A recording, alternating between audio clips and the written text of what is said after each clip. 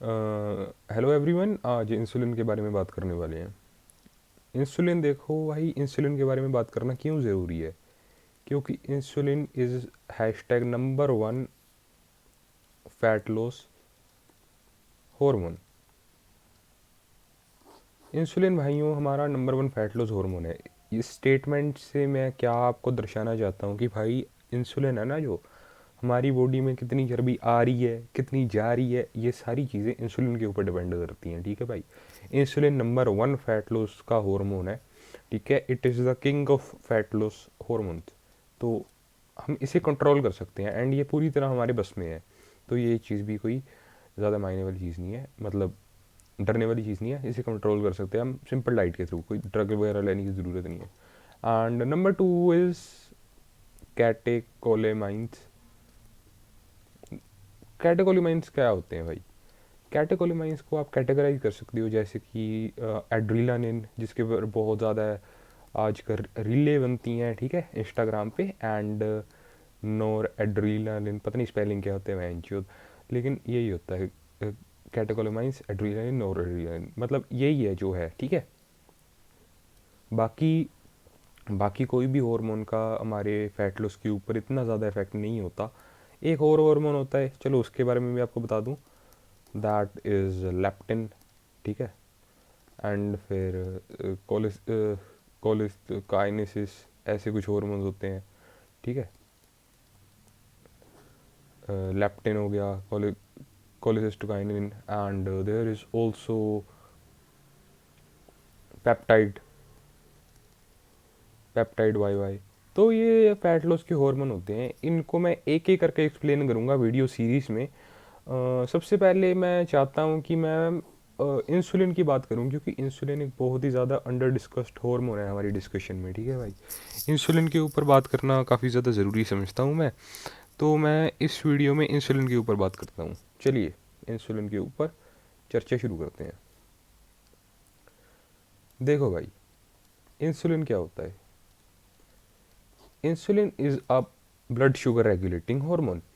आपने एक high carb मील खाया गया, आप हाई कार्ब मील को खा गए, ठीक है, हाई कार्ब मील को आप निगल गए, okay, you at it.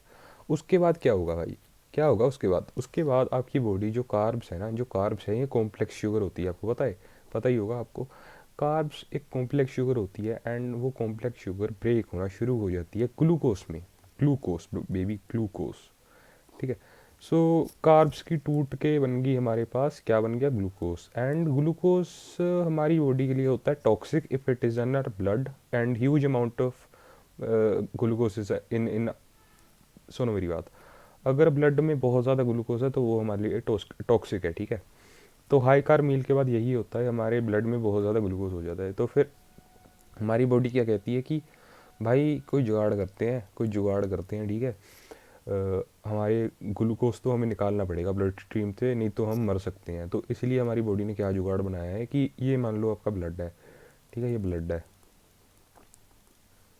And blood के अंदर है शुगर, ये मान लो शुगर है, बहुत सारी शुगर भर गई भाई, फक भाई, बहुत शुगर है, बहुत ज़्यादा ही शुगर है, हद से ज़्यादा शुगर है। एंड बॉडी ने इंसुलिन की, फिर बॉडी ने क्या किया?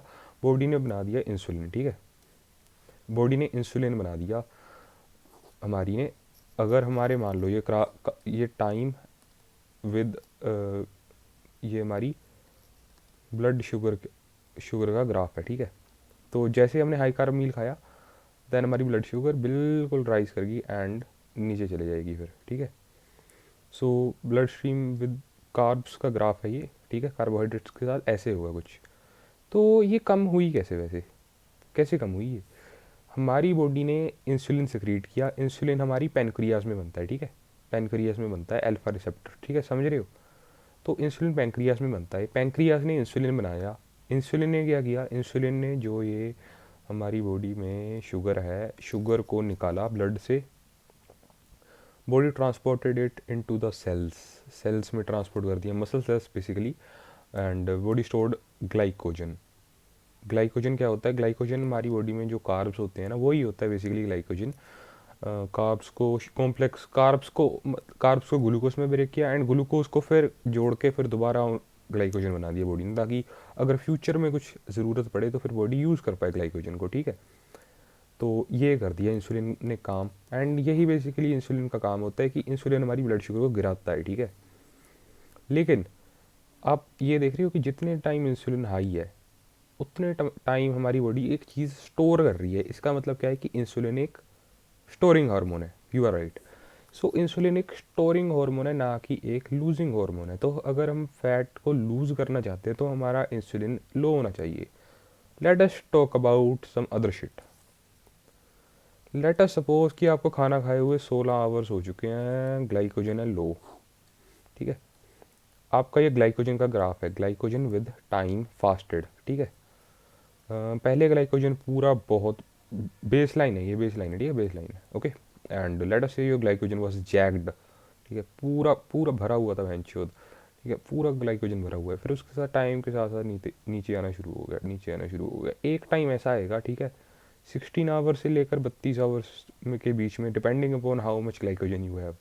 अगर आप बहुत ज़्यादा मोटे हो तो chances are your glycogen is jacked up to the gills, ठीक है, पूरा भरा हुआ है आपका glycogen, chances are that. But I don't know man, I don't know you. So देखते हैं क्या है। ये है एक लेवल, ठीक है, ये ग्लाइकोजन का एक लेवल है। ग्लाइकोजन कभी भी पूरा खाली नहीं होता, अगर पूरा खाली हो गया तो मर जाएंगे हम, ठीक है। तो ग्लाइकोजन थोड़ा सा एक सैचुरेशन पॉइंट आता है कि ग्लाइकोजन इतना ही कर सकता है। तो late us suppose that point is y1, ठीक है।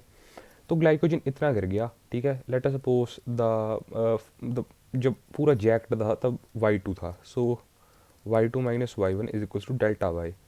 जब इतना डिफरेंस आ गया हमारे ग्लाइकोजन में तो क्या हुआ, तो हमारा ठीक है, जब ये डेल्टा वाई डिफरेंस आ गया उसके बाद हमारी बॉडी एक सर्टन थ्रेशोल्ड पर पहुंचेगी, एंड उसके बाद हम कीटोजेनेसिस हिट कर लेंगे, ठीक है। क्या हिट कर लेंगे? कीटोजेनेसिस। कीटोजेनेसिस का मतलब क्या है? कीटोजेनेसिस दो शब्दों से मिलकर बना है, that is keto plus genesis.